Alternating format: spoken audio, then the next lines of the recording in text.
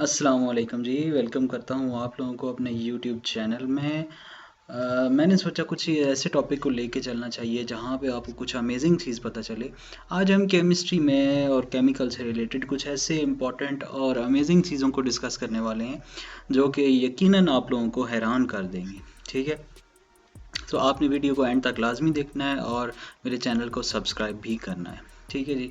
सो हम केमिस्ट्री से रिलेटेड कुछ ऐसे फैक्ट्स को आपके सामने रखने वाले हैं जो यकीनन आपको बहुत ज़्यादा अमेजिंग लगेंगे और बहुत ज़्यादा आप लोगों को नए लगेंगे। ठीक है जी।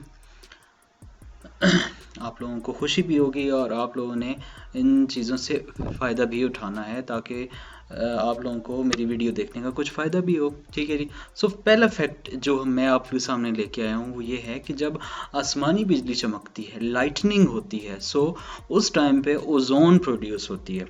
That is very amazing.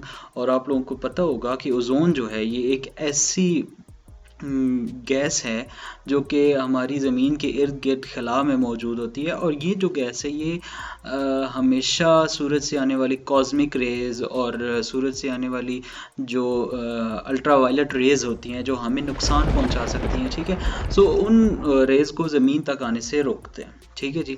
सो जो दूसरा फैक्ट मैं आपके सामने रखने वाला हूँ which is about the metals. आपको पता होगा एक सिल्वरी मेटल्स होती हैं जिनमें सिल्वरी टच होता है। ठीक है, सो गोल्ड और कॉपर ऐसी दो मेटल्स हैं जो कि जिनमें सिल्वरी टच नहीं है। ठीक है, नॉन सिल्वरी मेटल्स इनको आप बोल सकते हैं। गोल्ड आपको पता है बहुत ज़्यादा यूज़ होता है इन ज्वेलरी, ठीक है जी, ऑर्नामेंट्स बनाने में, ज्वेलरी बनाने में। और कॉपर आपको पता है बर्तन बनाने में यूज़ होता है, बहुत सारे कॉइन्स बनाने में कॉपर को यूज़ किया जाता है। इसके अलावा कॉपर को आप बहुत सारे टूल्स बनाने में इस्तेमाल कर सकते हैं विच इज़ वेरी इंटरेस्टिंग। और बहुत सारी बिजली की तारें, इलेक्ट्रिसिटी वायर्स को भी कॉपर से ही तैयार किया जाता है। ठीक है जी। सो ये कुछ इम्पोर्टेंट रूल था, एक इम्पॉर्टेंट बात थी जो कि मेटल से रिलेटेड मैंने आपसे डिस्कस करी। अब हम चलते हैं जी अपने तीसरे फैक्ट की जानिब विच इज़ वेरी इंटरेस्टिंग और बहुत एक नई बात आपको लगेगी। आप जानते हैं कि वाटर को आप जो है वो उसकी फ़िज़िकल स्टेट को बदल सकते हैं। आप उसका टेम्परेचर कम करते हैं तो वो सॉलिड बन जाता है, टेम्परेचर ज़्यादा करते हैं तो वो गैसियस स्टेट में चला जाता है। आपको पता है बहुत सारे मेटल्स या बहुत सारी चीज़ें ऐसी होती हैं जिनको मेल्ट करने से या हीट अप करने से वो एक्सपेंड होती हैं, बट वाटर एक ऐसी चीज़ है जिसको आप फ्रीज़ करेंगे तब भी वो क्या होगा, फ्रीज़ करने से भी वो क्या होगा जनाब, वो क्या हो जाएगा, एक्सपेंड करेगा। तभी तो आपको पता है हम पहले भी एक वीडियो में ये बात डिस्कस की है कि वाटर जो है इसको आप जब फ्रीज़ करते हैं तो वो आइस में तब्दील हो जाता है। और आइस की जो आप बोलते हैं कि जो डेंसिटी है वो लिक्विड वाटर की निस्बत कम होती है। सो इसी वजह से जो आइस है वो सरफेस ऑफ वाटर के ऊपर फ्लोट कर सकती है, तैर सकती है। सो दोबारा से रिपीट करता हूँ कि वाटर के मुतालिक इम्पॉर्टेंट फैक्ट आपको बता रहा हूँ कि वाटर को जब आप एक्सपेंड करना चाहें तो हीट अप तो ज़ाहिर सी बात करते हैं। अब वाटर को जब फ्रीज़ करें ना तब भी वो एक्सपेंड ही होता है। ठीक है जी, यानी बाकी चीज़ों की जैसे ये सिकुड़ने की बजाय ये एक्सपेंड ही होता है फ्रीज़ होने के बाद भी। सो ये कुछ इंपॉर्टेंट चीज़ थी जो आप लोगों के साथ मैंने डिस्कस की। होपफुली ये आप लोगों को बात बहुत बहुत ज़्यादा नई लगी होगी, इंपॉर्टेंट लगी होगी और आप इस चीज़ से फ़ायदा उठाएंगे। नेक्स्ट आगे चलते हैं जी।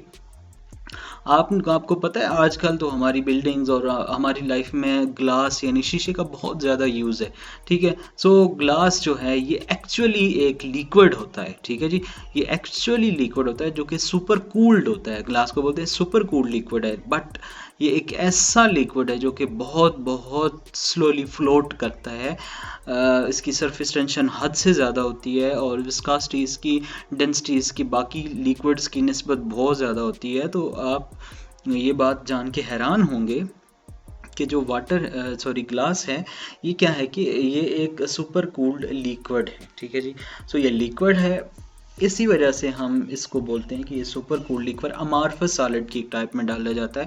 जैसे अभी देख सकते हैं आपके ग्लास को पिघलाया जा रहा है, पिघला के उसको हीट अप करके, यानी कि उसकी फ्लोटिंग सरफेस, फ्लोटिंग प्रॉपर्टी तो उसके पास है बट वो फ्लोट कर तो सकता है लेकिन बहुत ही स्लोली। सो हम अगले नेक्स्ट फैक्ट की तरफ बढ़ते हैं कि हाइड्रोजन जो एक वाहिद एक ऐसा एलिमेंट है जो पीरियोडिक टेबल के एलिमेंट्स में सबसे छोटा एलिमेंट है। सो ये हमारी बॉडी में बहुत ज़्यादा मिकदार में पाया जाता है। 13.5 बिलियन ईयर्स अगो हर हाइड्रोजन का एटम हमारी बॉडी में पाया जाता है, जो कि इतने साल पुराना है, because they were created at the birth of the universe. ठीक है जी। सो हाइड्रोजन एटम के बारे में मैंने आपको बताया कि हाइड्रोजन एटम हमारी बॉडी का इंपॉर्टेंट पार्ट है। हमारी बॉडी में पाए जाने वाला हर hydrogen atom 13.5 billion years ago इतना पुराना है, और इस वजह से पुराना है क्योंकि वो इतने साल पहले क्रिएट कर दिया गया था हमारी बॉडी में जुड़ने से पहले। So hydrogen is a very very important gas. You know that कि हाइड्रोजन पीरियोडिक टेबल में फर्स्ट पीरियड के फर्स्ट ग्रुप के ऊपर रखा जाता है। ठीक है जी। सो हाइड्रोजन के रिलेटेड हमने इस फैक्ट को भी पढ़ लिया। आगे चलते हैं जी। अगला जो हमारा फैक्ट है which is very very important और ऑलमोस्ट ये आपके माइंड को ब्लो कर देने वाला है। ठीक है जी। सो 6 नंबर पे हम बोलते हैं कि सुपर फ्लूइड हीलियम। ठीक है, हीलियम आपको पता है इनर्ट गैस है।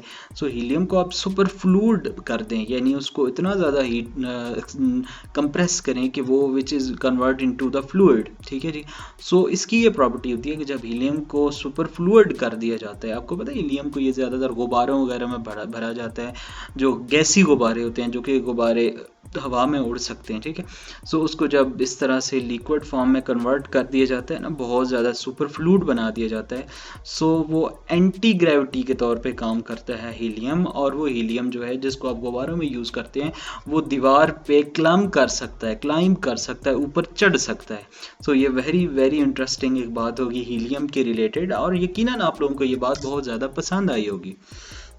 हमारे इम्पॉर्टेंट फैक्टर्स चल रहे हैं, और नेक्स्ट हमारा जो फैक्ट हम लोग आपके साथ डिस्कस करने वाले हैं वो है जी कि अगर आप एक मुट्ठी भर के साल्ट की वाटर के अंदर, ग्लास ऑफ वाटर के अंदर पोर करें, सो होगा क्या कि आपको पता है ज़्यादातर वाटर के अंदर जब किसी चीज़ को डाल दिया जाता है ना, तो पानी की सरफेस ऊपर आ जाती है, क्योंकि वो जो नई चीज़ आप डालते हैं उसका भी कुछ खास वॉल्यूम होता है, और वो वॉल्यूम एक ख़ास स्पेस ऑक्यूपाई करता है। तो ग्लास ऑफ वाटर आप भर के उसके अंदर आप मुट्ठी भर नमक डालेंगे ना, जब सॉल्ट डालेंगे, ठीक है, तो वो सॉल्ट क्या करेगा, इम्पॉर्टेंट बात है, आप लोग नोट कीजिएगा कि वो जो सॉल्ट है उस वाटर के अंदर अपनी स्पेस कुछ इस तरह से बनाता है कि सॉल्ट पानी की सरफेस ऊपर ले जाने की बजाय पानी की सरफेस को नीचे ले आता है।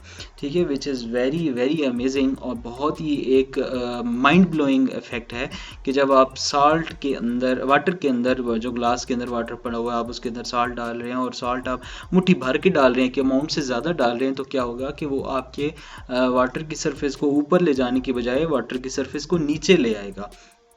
सो ये एक इम्पॉर्टेंट बात थी वाटर से और साल्ट से रिलेटेड। आपको बताया हुआ है कि साल्ट और वाटर का जो सॉल्यूशन है उसको आप ब्राइन बोलते हैं। सो ब्राइन की इम्पॉर्टेंट बात आपको बताई कि उसकी सरफेस ऊपर जाने की बजाय सरफेस नीचे आती है। नेक्स्ट ये हमारे पास है जी डायमंड से रिलेटेड। आपको पता है डायमंड और ग्रेफाइट जो हैं वो both entirely made up of the carbon. ठीक है, दोनों में सिर्फ कार्बन ही होता है, इसके अलावा कुछ भी नहीं होता। बट फिर भी आप देखें कि जो ग्रेफाइट है उसकी कुछ और तरह की शेप फिज़िक है, और जो डायमंड है उसकी शेप और फिज़िक किसी और तरह की है। सो दोनों की फ़िज़िक, शेप और फिज़िकल स्टेट और उनकी तमाम प्रॉपर्टीज़ को देखें तो ये एक हैरत अंगेज़ बात आपके सामने आती है। दोनों बने हुए सिर्फ और सिर्फ कार्बन के हैं। देखिए आपके सामने है गोल्ड, या सॉरी डायमंड है। ठीक है, सो ये डायमंड जो है ये सिर्फ और सिर्फ कार्बन से मिलकर बना हुआ है, सिर्फ और सिर्फ खालिस्तान कार्बन ही कार्बन के साथ जुड़ा हुआ है, इसके अलावा कुछ भी नहीं है। इसके अलावा आप देखें, आप लेड पेंसिल यूज़ करते हैं, उसके अंदर ग्रेफाइट होता है, तो ग्रेफाइट भी एक सिंपल एज इज़ कार्बन के अलावा वो कुछ भी नहीं है। तो वो जो है वो देख सकते हैं आपके दोनों एक दूसरे से किस कदर मुख्तलिफ हैं। इसके बाद नेक्स्ट जो हम पॉइंट लेके चलने वाले हैं वो है जी नेचुरली एग्जिस्ट करने वाले एक ऐसे एलिमेंट के मुताबिक जो कि बहुत ज़्यादा रेयर है यूनिवर्स के अंदर, विच इज़ एस्टेटीन। ठीक है जी, अर्थ क्रस्ट के ऊपर सबसे कम पाया जाने वाला एलिमेंट विच इज़ एस्टटीन, ये फर्स्ट ग्रुप में पाया जाता है। Lithium, sodium, potassium, rubidium, caesium, francium, इसके अलावा जी सेवंथ ग्रुप में भी ये इसको आप देख सकते हैं जी, fluorine, chlorine, bromine, iodine, astatine. Atom की शेप आपके सामने ड्रा की है एटॉमिक नंबर, एटॉमिक मास के साथ, ठीक है जी। सो ये एक इम्पॉर्टेंट बात थी कि एटम्स जो हैं उनमें सबसे कम मिकदार में, सबसे थोड़ी मिकदार में पाया जाने वाला एटम कौन सा है जी? सबसे कम मिकदार में पाया जाने वाला एलिमेंट है एस्टटीन। नेक्स्ट हमारे पास है जी बक्कीबाल से रिलेटेड। आप कार्बन की एलोट्रॉपिक फॉर्म्स को डिस्कस कर चुके हैं बहुत सारे हम चैप्टर्स में। तो $167 का एक मिलीग्राम आपको मिलेगा बक्कीबाल्स का। ये कार्बन की एक एलोट्रॉपिक फॉर्म है, तो ये बहुत ज़्यादा दुनिया में सबसे ज़्यादा एक्सपेंसिव चीज़ जो है विच इज़ एन पर मिलीग्राम ऑफ द बक्कीबाल्स, ठीक है जी। सो ये दुनिया की सबसे ज़्यादा महंगी चीज़ के बारे में मैंने आपको बताया, which is the carbon, and carbon की इलेक्ट्रॉपिक फॉर्म है which is called the buckyball. Hopefully आप लोग एंजॉय कर रहे होंगे मेरी वीडियो को, साथ साथ लाइक और कमेंट्स करके अपनी राय का इजहार भी कीजिएगा। चलते हैं जी नेक्स्ट आपके पॉइंट की तरफ, विच इज़ वेरी वेरी इंपॉर्टेंट। आपको पता है हमारे जिस्म में हमारी एक आइडेंटिफिकेशन की जो होती है विच इज़ कॉल्ड डीएनए। तो हम उस डीएनए के मुताबिक हम बोलते हैं कि इंसान जो है उसके पेरेंट्स की शनाख्त उसके डीएनए की वजह से होती है। सो ये जो डीएनए है, ये जो आपके सामने मैंने आपको दिखाया हुआ भी है, ये जो डीएनए है ये इतना एक इम्पॉर्टेंट है, और इसकी इम्पॉर्टेंट बात ये है कि ये इनफ्लेमेबल होता है, फ्लेम रिटार्डिंग होता है, यानी कि ये इसको आग नहीं लग सकती, ये आग से बचाने वाला होता है। ठीक हो गया जी। नेक्स्ट पॉइंट की तरफ चलते हैं विच इज़ 12। ठीक है, 1 inch of the rain is equal to the 10 inches of the snow. ये बात हम पहले भी एक दफ़ा डिस्कस कर चुके हैं एक और वीडियो में कि जो वाटर होता है, ठीक है जी, उसकी डेंसिटी हमेशा ज़्यादा होती है और स्नो की डेंसिटी हमेशा कम होती है। पॉइंट आपके सामने है कि आपकी 1 इंच बारिश, ठीक है, 10 इंचेस बर्फ़ के इक्वल होती हैं। उसकी डेंसिटी चूँकि इसके ज़्यादा होती है, सो इस वजह से हम बोल सकते हैं कि उसके जो पॉइंट्स आई एम सॉरी अब बात हो रही थी कि रेन जो है उसकी डेंसिटी हाई होती है, और जो आपकी दूसरी तरफ है स्नो, उसकी डेंसिटी हमेशा ज़्यादा होती है। यही वजह है कि जो आइस है वो सरफेस ऑफ वाटर के ऊपर इजीली फ्लोट कर सकती है, और जो टेट्राहेड्रल शेप में आइस के बॉन्ड्स होते हैं वो लूज अप हो जाते हैं जब वो फ्रीज होता है water in the form of the snow, and this is the reason behind this that 1 inch of the rain is equal to the 10 inches of the snow. अगले पॉइंट की तरफ चलते हैं जी, which is very very interesting for you. अगला point जनाब आपके सामने है कि जो एक आपके टायर्स होते हैं गाड़ियों के, अक्सर टायर रबड़ के बने होते हैं, सो वो एक केमिकली एक होता है जनाब, एक सिंगल ग्रैंड पॉलीमर मालिक्यूल होता है। पॉलीमर्स आपको पता है जब छोटे मालिक्यूल आपस में जुड़ के एक बड़े मालिक्यूल की शेप इख्तियार कर लें, सो वो बना देते हैं जी एक अदद पॉलीमर। ठीक है, तो ये जो आपका रबड़ का टायर होता है ना, वो बहुत सारे मालिक्यूल आपस में जुड़े हुए नहीं होते, बट वो एक सिंगल मालिक्यूल होता है जो कि एक पूरे एक मालिक्यूल की पॉलीमर की रिप्रेजेंटेशन होती है। ठीक हो गया जी। सो ये नेक्स्ट आपके पास पॉइंट है जी, आपके पास एक इम्पॉर्टेंट फैक्ट आपको बताने लगा हूँ कि जो आप एक्सीडेंट्स को बचाने के लिए आजकल जो मॉडर्न गाड़ियाँ आ रही हैं, जो कार्स आ रही हैं, उनके अंदर होते हैं जी एयर बैग्स होते हैं। ठीक है, और एयर बैग्स फ़ौरन फूल जाते हैं और आपके इंजरी, हेड इंजरी और माउथ इंजरी को बचा लेते हैं। तो उनके अंदर क्या होता है जी, उनके अंदर होता है जी सोडियम एजाइड होता है, जिस वजह से वो फैल जाते हैं।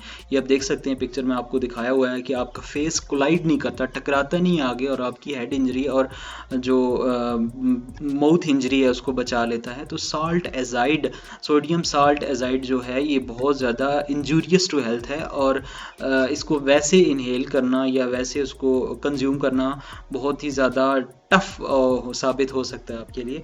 सो ये उस पर्पज़ के लिए तो चलें ठीक है कि आपकी कार वगैरह की जो एक्सीडेंट के दौरान आपकी बॉडी को सेव करने के लिए ज़रूरी है, बट ये जो है ये इसके अंदर जो सब्सटेंस पाया जाता है, साल्ट एक पाया जाता है sodium azide, which is injurious to the health. बात करते हैं जी हम अगले एक पॉइंट की तरफ, एक इम्पॉर्टेंट साइंटिस्ट के बारे में बताने लगा हूँ आपको, which is Glenn Seaborg. Glenn Seaborg only person था दुनिया के अंदर जो कि खुद अपने घर का एड्रेस आपको केमिकल फार्मूले की सूरत में बता सकता था। सो इसके अलावा उस टाइम पे भी और अभी तक कोई और साइंटिस्ट नहीं था जिसने ये काम किया। सो ये हुजूर ऐसे थे जो कि ये काम कर सकते थे, ठीक है जी। सो ये एक इम्पॉर्टेंट आपके लिए इंटरेस्टिंग फैक्ट मेरे ख्याल में साबित हुआ होगा कि आप एक साइंटिस्ट था जो कि अपने घर का पता आपको केमिकल फार्मूले के शेप में बता सकता था, जो कि एक माइंड ब्लोइंग बात है, सुनते ही पता चलता है कि यार ये माइंड ब्लोइंग है, ठीक है जी। सो नेक्स्ट पॉइंट की तरफ चलते हैं, which is about the air.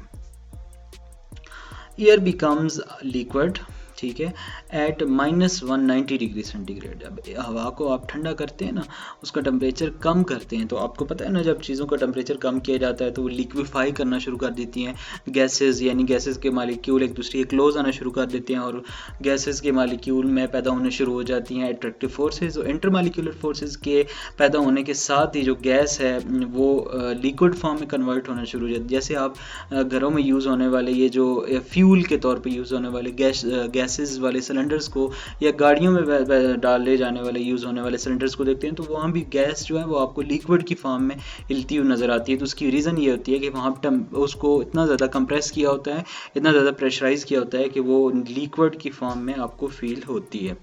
So next आपके पास पॉइंट है जी, लास्ट पॉइंट है आपके पास कि जो आपका एक प्लेनेट है जो कि आपकी गैलेक्सी है, एक आपका सोलर सिस्टम है, एक प्लेनेट है मार्स, ठीक है जी, जिसको मरीख बोलते हैं, ठीक है जी।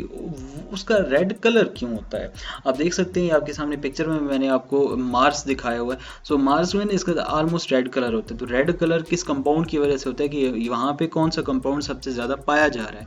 सो जो कंपाउंड वहाँ पे सबसे ज़्यादा पाया जा रहा है which is silver iron oxide या फेरस ऑक्साइड इसको बोल सकते हैं, जो कि आपके सामने एक पाउडर की फॉर्म में आपको दिखाया गया है, ठीक है जी। ये पाउडर की फॉर्म में पाया जाने वाला सब्सटेंस है वहाँ पे, यानी मार्स के ऊपर ये सबसे ज़्यादा पाया जाता है। इसका केमिकल फार्मूला भी मैं आपको दिखा देता हूँ। This is the formula Fe2O3 and this is our solar system which आप देख सकते हैं कि सूरज है और बाकी तमाम सियारे इसके इर्द गिर्द मौजूद हैं। ये तमाम सियारों में आप देख सकते हैं कि आपको सामने ये नज़र आ रहा है, आपको मरीख यानी मार्स नज़र आ रहा है और इसका ऑलमोस्ट रेडिश कलर भी आपको नज़र आ रहा है। सो ये रेडिश कलर किस वजह से, आपको मैंने बताया कि वहाँ पे आयरन ऑक्साइड या फेरस ऑक्साइड मौजूद है विच इज़ Fe2O3 और वो पाउडर की फॉर्म में कंपाउंड सबसे ज़्यादा वहाँ पे पाया जा रहा है। उस कंपाउंड की वजह से आप बोलते हैं कि मरीख का जो रंग है वो ऑलमोस्ट रेडिश फॉर्म में है, रेडिश कलर है उसका। सो ये आपके सामने मैंने आपको प्रेजेंट करके दिखाया भी। सो ये तो थे जनाब बहुत ही इंटरेस्टिंग फैक्ट्स जो आपके सामने केमिस्ट्री से रिलेटेड मैंने आपके सामने रखे। होपफुली आप लोगों को बहुत ज़्यादा पसंद आए होंगे। उम्मीद करता हूँ आप लोग मेरे चैनल को भी सब्सक्राइब करेंगे और इन तमाम चीज़ों से फ़ायदा भी उठाएंगे। आप लोग अपनी राय का इजहार कमेंट सेक्शन में लाजमी कीजिएगा और चैनल को सब्सक्राइब कीजिएगा। And thank you so much. मिलते हैं नेक्स्ट वीडियो में। अल्लाह हाफिज़।